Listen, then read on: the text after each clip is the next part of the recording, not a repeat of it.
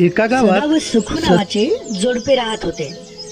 त्यांना गजानन नावाचा मुलगा होता. त्यांचा गाडगी मडकी करण्याचा धंदा होता. भाजलेली मडकी सदा पंचक्रोशीतील गावातल्या बाजारात विकायला नेई. गाढवाच्या पाठीवर मडकी ठेवून ते हाकत हाकत तो बाजाराला जायचा आणि येताना त्याच्या पाठीवर बसून यायचा. कधी कधी एखाद्या बाजारात मडकी शिल्लक राहत असत. ती तो कुण्या ओळखीच्या घरी ठेवायचा. सदाचे व्यवस्थित चालले होते.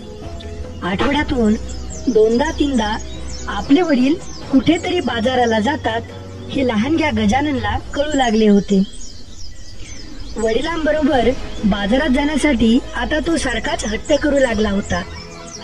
दरवेळी त्याची समजूत घालता घालता सदा व सखू मेटाकुटीला येत असत. एके दिवशी सदाला मडकी विकायला शेजारच्या गावात जायचे होते. भल्या पहाटे उठून सखूने भाकरी थापल्या, शिदोरी बांधून दिली. त्यावेळी गजा गाढ झोपला होता. त्यामुळे त्याला फक्त गाढवावर बसून जायचे होते. त्याने गाढव रात्रीच गावात चरायला सोडले होते. ते शोधले आणि त्यावर बसले की परस्पर निघायचे या बेताने सदाने आवरले. अंगणातल्या चपला पायात सरकवल्या. तो बाहेर पडणार तोच गजाला नेमकी जाग आली. खाट्यावरून धाडकन उडी घेऊन पळतच बापाजवळ येत त्याने गिल्ला केला. मी येतो. सदाने डोक्याला हात लावला. रात्री सदाच्या गावालगतच्या परिसरात जोराचा वादळी पाऊस झाला होता. विजा कडाडल्या होत्या. गारपीट झाली होती आणि त्या तडाख्यात एक वाघ सापडला होता. पहाटेपर्यंत कुठेतरी आसरे घेऊ मी झुंजू होताच इथून निघून जाऊ या हिशेबाने वाघाने गावात जागा शोधण्याचा प्रयत्न केला. इकडे शोध तिकडे शोध करत त्याला एक पडकी खिंडार दिसले. आत जाऊन वाघ बाजूच्या भिंतीलगत उभा राहिला. मी सदाच्या घराची मागची भिंत होती. साहजिकच खिंडारात भिंतीशी उभ्या असलेल्या वाघाला सदाच्या घरातले बोलणे स्पष्ट ऐकू येत होते. सदा विचार करत म्हणाला, बाबू तुला मी नेलं असतं पण अंधार किती आहे, रातच आहे ना अजून. गजा उसळला.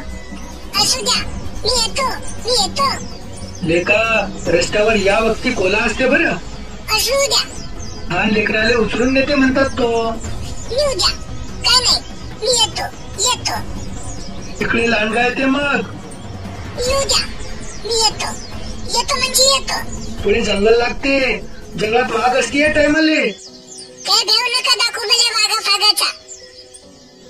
ते ऐकून वाघ मनाशी म्हणाला, लोणीच आटेल फुट दिसून राहिलो. आणि वाघानं खाल्लं तर तुले. सदानं म्हटलं. तसा गजा तोंड वेडावत म्हणाला, मला खाल्लं तर तो काय तुम्हाला सोडणार आहे काय? काही नाही, मला माहित आहे. मी येऊ नाही म्हणून तुम्ही मला भेव दाखवून राहिले. सदाने विचार केला. डोळे मोठे करून म्हणाला, या वक्ती जंगलात कधी ना ते गचकंदारी भेटली तर म्हणू नको मले. गजा गडबडला. गचकंदारी? हो गचकंदारी. काय होई गचकंदारी? गचकंदारी माहित नाही तुले? लेका गचकंदारी वाघा शिवाली एका घासात खाती म्हणतात. आपल्याला भेटली तर काही नाही भाऊ. एवढं खतरनाक जनावर तरी आहे काय कोणतं? खतरनाक? आता गजा हादरला. शहरून आईजवळ पळा आणि म्हणाला, मी नाही येत मग, जा तुम्हीच.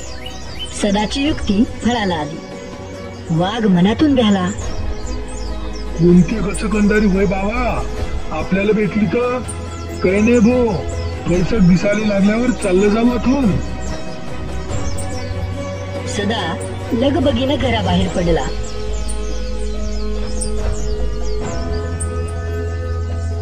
रात्री चरायला सोडलेले गाढव शोधू लागला. अद्याप गुडूप अंधार होता. ही गल्ली बघ, हा किरडा बघ, तो बघ, असे सगळीकडे फिरत अखेरीस त्याच्या घरामागच्या खिंडाराजवळ आला.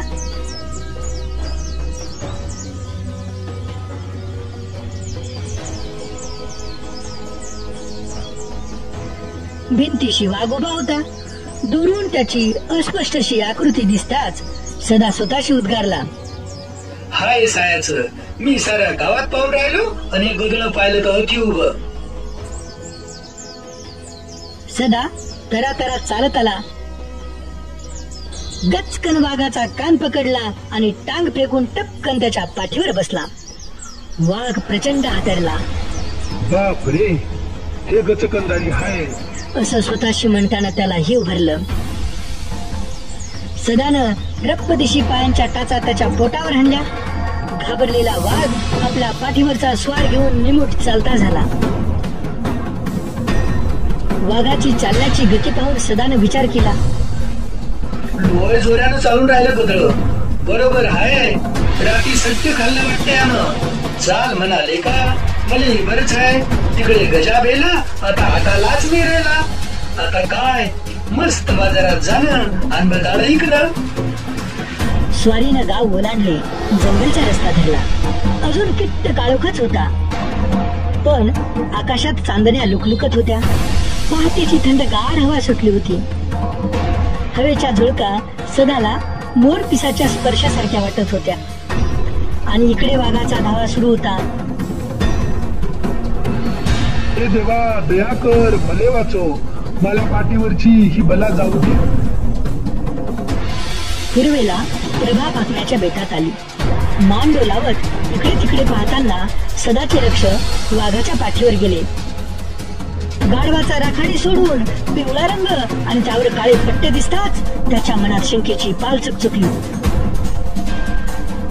हे कसं काय, असं म्हणत सदाने मान थोडी कलती केली आणि पाहतो तर काय, साक्षात वाघ. त्याला कापरे भरले.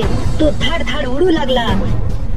या छेडछाडीनं वाघ सदाच्या दुप्पट हलू लागला.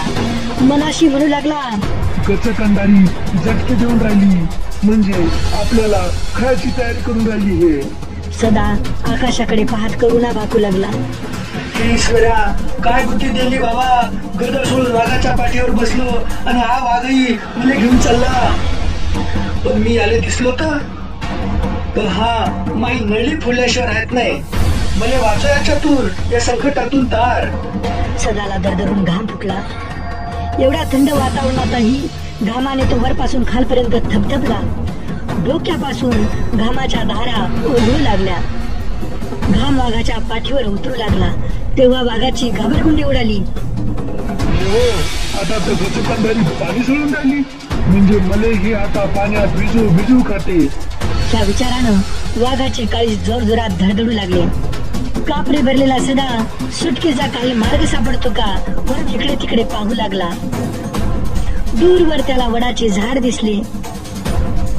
त्याच्या पारंब्या जमिनीपर्यंत आलेल्या होत्या आणि हा रस्ता वडाच्या झाडाखालून जात होता. सदाच्या जीवात जीव आला.